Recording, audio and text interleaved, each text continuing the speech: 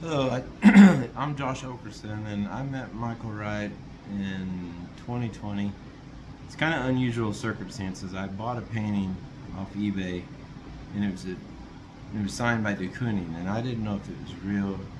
I had my doubts because it was on eBay, but nobody at the time. I couldn't find anybody that would authenticate it or even take a look at it, and I somehow figured out that Michael had worked with him or for him between 65 and 67, I believe.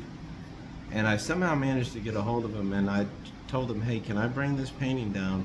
Would you be able to tell me if it was de Kooning or not?" He said, "I can give it a try." So before I know it, I was on the road up there, and he looked at it. He couldn't tell me for sure if it was or not. So he had it um, taken to a guy there in Santa Fe that did touch-up work for him, and it turned out there was acrylic on the painting, so it wasn't a de Kooning painting. But I always say that things happen for a reason, and that's probably not the main reason why what led me to go down there in hindsight, because as I started seeing his art, I said, and I like de Kooning, I love de Kooning, but Michael's art, I think he paints better than de Kooning. And why I couldn't understand why he had so many paintings and wasn't selling them, because I've seen other paintings, people paint that in my opinion weren't as gifted as Michael, that were selling for millions. So at that time I kind of knew Franz Klein. I was familiar with him, and Joan Mitchell, and de Kooning, and Henry Matisse. But I just looked at his paintings, and the more I looked at it, the more it intrigued me. Like, this guy has really poured his heart and soul out. And I said, "Why aren't you in?" He was in Windsor Betts, which is a good gallery, and they sell frequently for him. But I said, "Why aren't these paintings should be all over the world? I mean, they should be in the top galleries, in my opinion." Because before I had ever started painting or ever picked up a paintbrush, I had collected it, mainly abstract, because it was kind of I guess brought a calming feeling to me in some dark times. But and I told him that trip, I said, and that was June of 2020. I said, "I'm going to do everything in my power to get you into a New York gallery, if not more." Because that was his dream. He said he always wanted to be in a New York gallery. I guess he was at one time earlier in his career when he lived there. But, he wanted to be in there, and that's the place to be. If you're if you're a good artist, that is the place to be in New York. That's where you get the most sales for your money. So I said, "I'm going to do it." And you know what? You don't have to give me anything. I'm not going to charge any commission. Whatever gallery, I'll handle the gallery, tell you what they say. If you want to go for it, I'll tell the gallery. But I was a middleman, and I didn't get paid anything for it. I wanted to do it for the guy, because the guy spent his entire life painting these beautiful. I've never seen a better painter in my life to this day than Michael. And I wish I was actually planning on going up there this month, or May. It's beginning of May, but I had some setbacks and some financial problems, so I wasn't able to go, which he's already gone then by then anyway. But I just want people to know, that he was a very, very nice guy to me, and I went up there two more times, I believe. Stayed the night. The second time I went down there, I stayed 2 or 3 days, and I got to know him pretty well. And I watched him paint, and he would make a few brush strokes, and he would step back and sit down and look at it.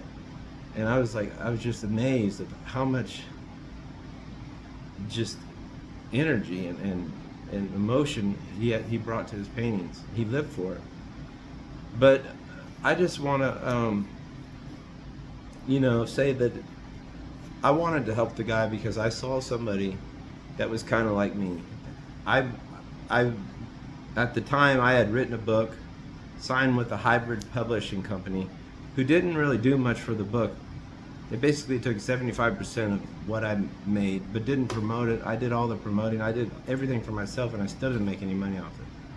Well, Michael was in a similar spot. Maybe he was very well at approaching galleries before technology, but times have changed, and he wasn't very good with technology. I happened to be good at approaching people through words. So I contacted a bunch of galleries, and I shot emails all over the United States, and even overseas in Paris and Germany. And I'm glad that I was able to get him into a gallery in New York, because that was his wish. He wanted to be in New York City, but I got him in Susan's gallery at the Hudson. I believe it's the Hudson. She's got two of them. But I said, Michael, that's a start, because those same people that go into the Hudson gallery are going to go into galleries all over New York. They're going to see your name. They're going to toss your name around. And once that happens, people are going to see your paintings, and they're going to talk to people, and they're going to want to know where they can get a Michael Wright painting. And I said, it's only a matter of time before these other galleries are going to start approaching me, which at the time I was speaking on behalf of him. And then I would approach him, and we'd go from there what he wanted to do. It was always his decision. I just was helping him.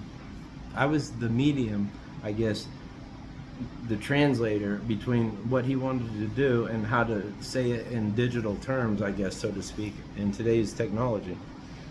But I talked to him a lot, and I sat down and did an interview with him. That's on the same YouTube channel. The interview didn't go as good as I'd wanted it. I wanted him to focus more on his career and what his legacy wanted to be, because I told him that, when you die, what do you want to be remembered for? What when people say the name Michael Wright, when they look at a painting, that's what you built your life on. You've been painting forever.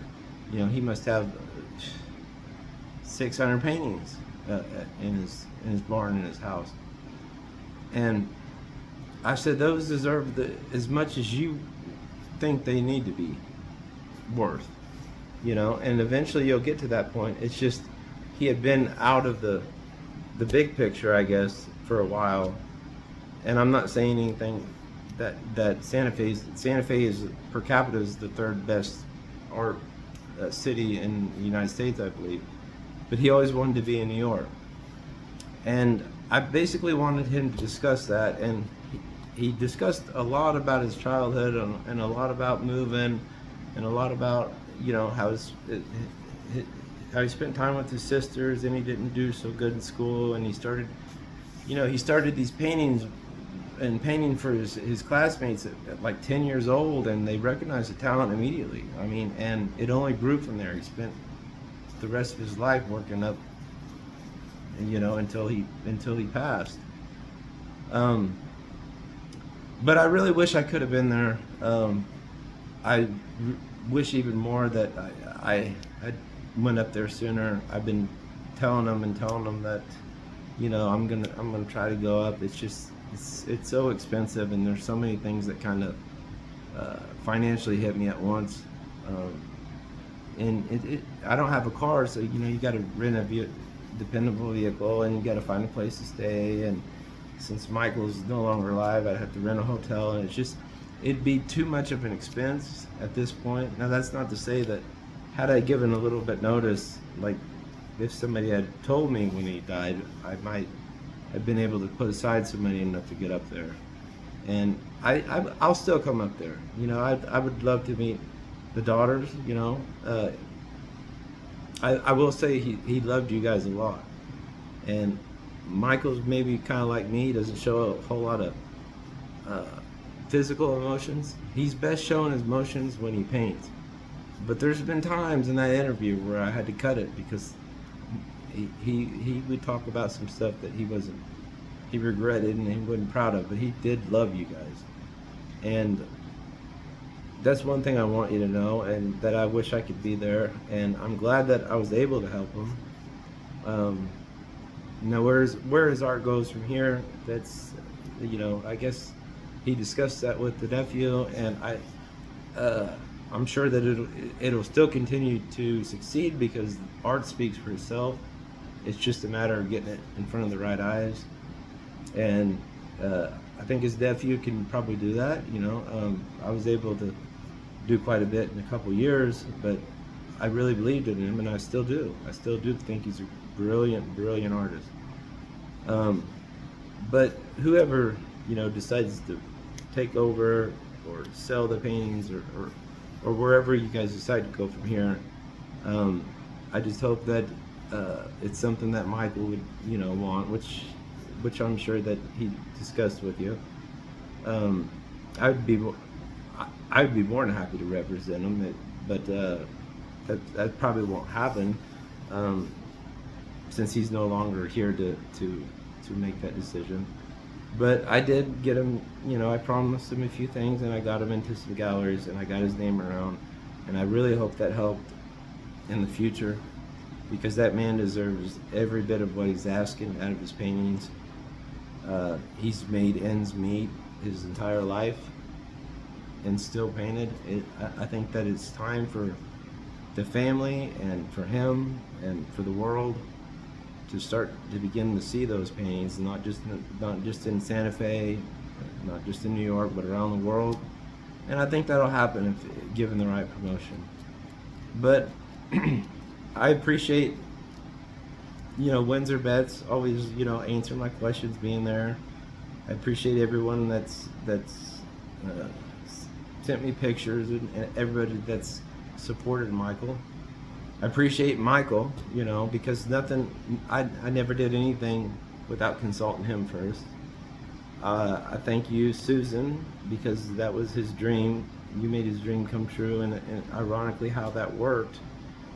When I sent you the email for a New York gallery, you were already in Santa Fe, so you got to meet him while he was on vacation, so that's awesome. And I'm glad that he flew out there. I'm glad that I told him. He said that he didn't want to fly out there. He didn't have the money, and I said, well, Michael, it's your exhibition in a New York gallery that you haven't been in many years. I think you should go. I think you should be a part of that. If you don't like to speak, maybe just take a few questions and answers from whoever's attending. And I'm glad that he went, because he got to see his daughters again, and I think that brought a lot of closure. And I don't want to get into too much detail, but there was some tension, from what I understand, that hopefully got resolved, and I'm just glad to be a part of it. And his legacy will live on through me. He's inspired me to paint. Of course, I'm nowhere near as good as him, but I hope Windsor Betts and his family and his nephew all take good care of his art. I'm always here if you want to even talk to me or meet me, or want to know how I approach the galleries. Feel free to contact me.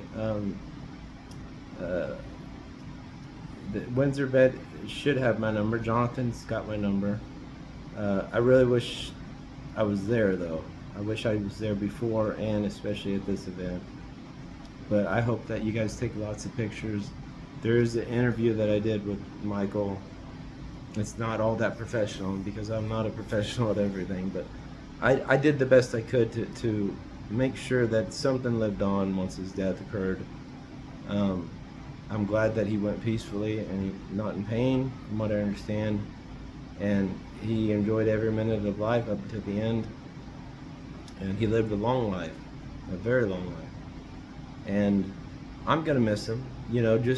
I love to go to visit him.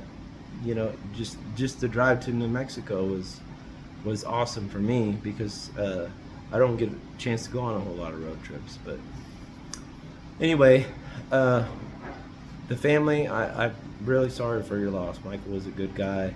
My condolences to all you guys.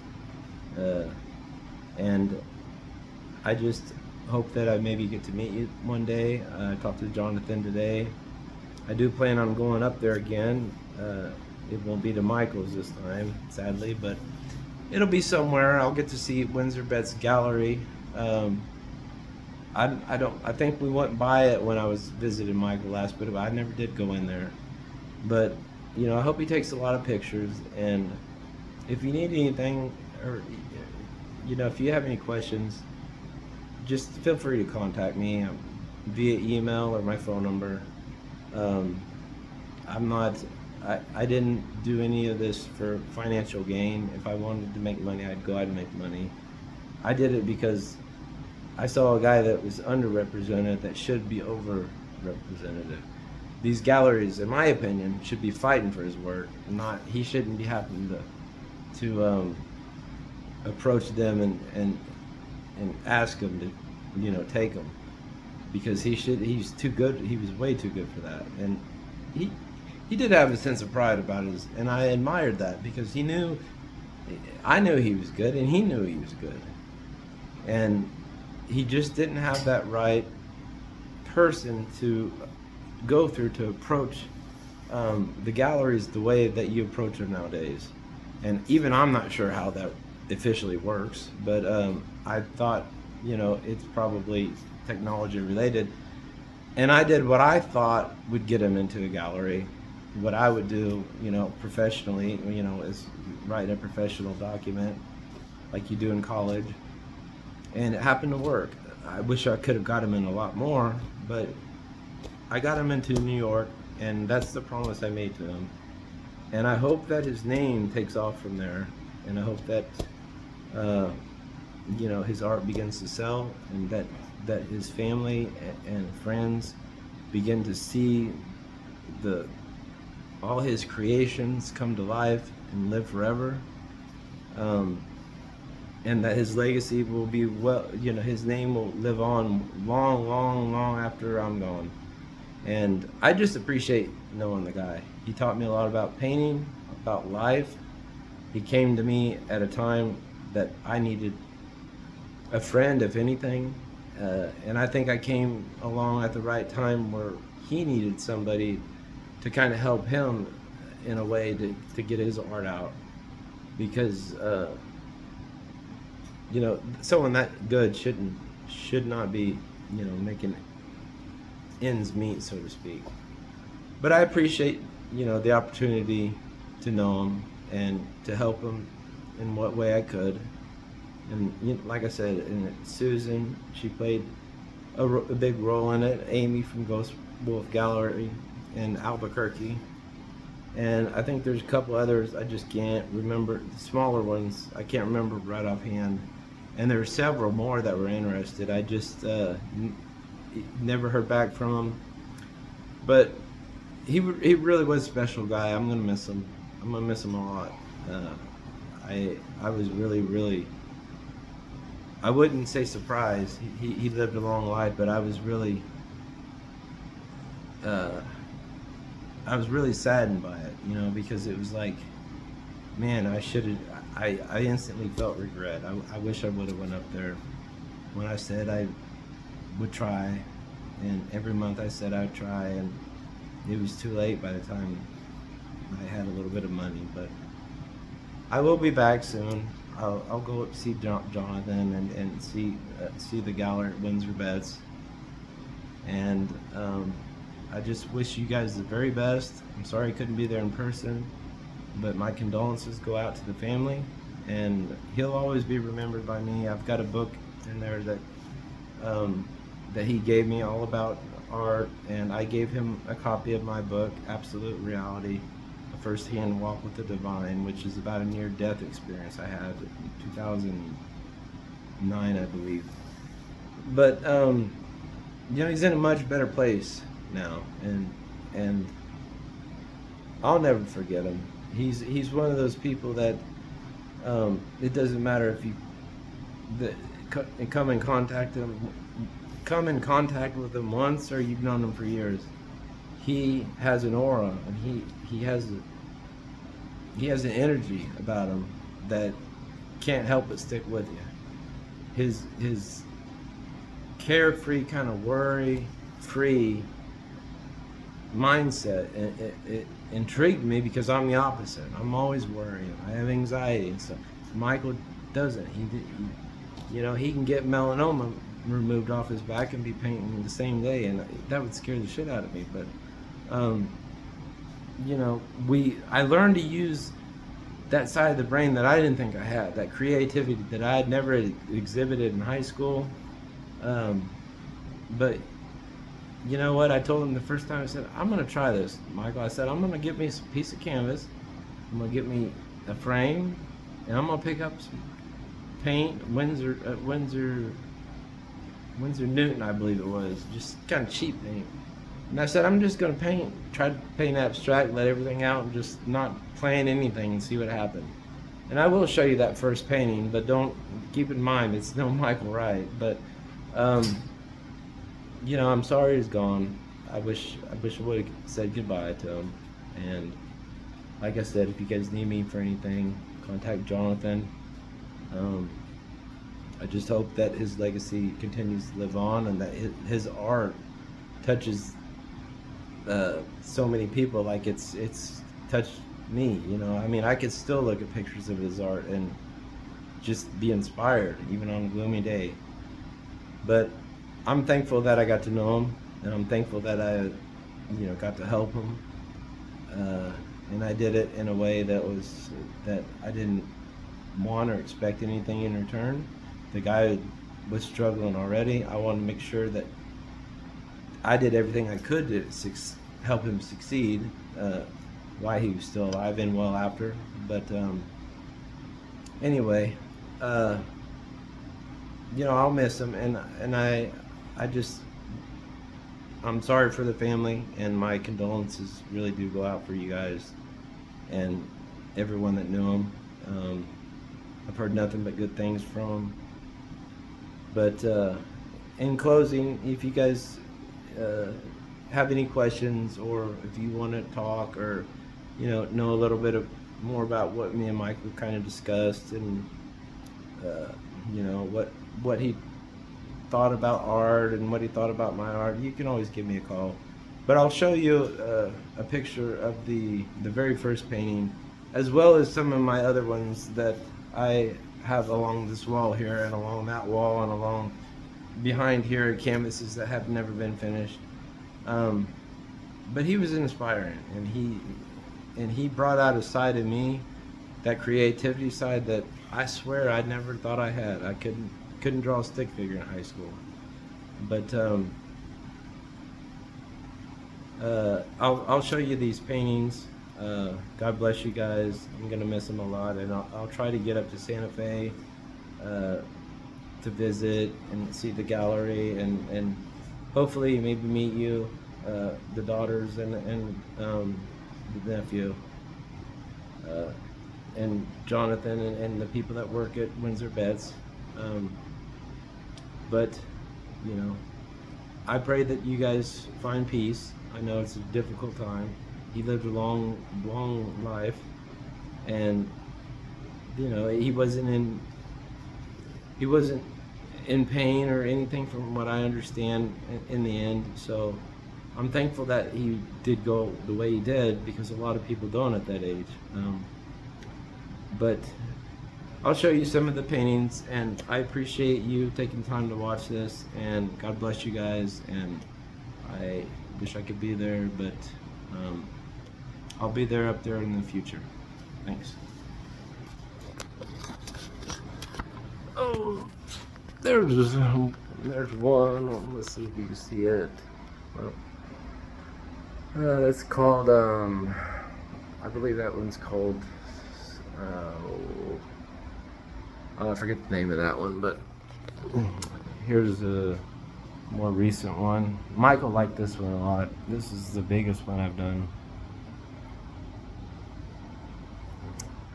Here are some, I don't know what this is called, Continuum, and this is called Us Against Them. Then I've got these, I'm not really sure what that is. It's kind of like, I was just basically letting the brush go. This one, I don't know the name of this one either. I had a comment on this one saying that to some person it reminded them of Henry Matisse. And this is the first painting I ever did. It's called Placebo Effect. No, it's called synapse. I'm sorry. It's supposed to be one neuron in the brain connecting with another, and this is the serotonin, dopamine, norepinephrine going from one end to the other, and then I got a couple more. So thanks for taking time to view this. God bless you.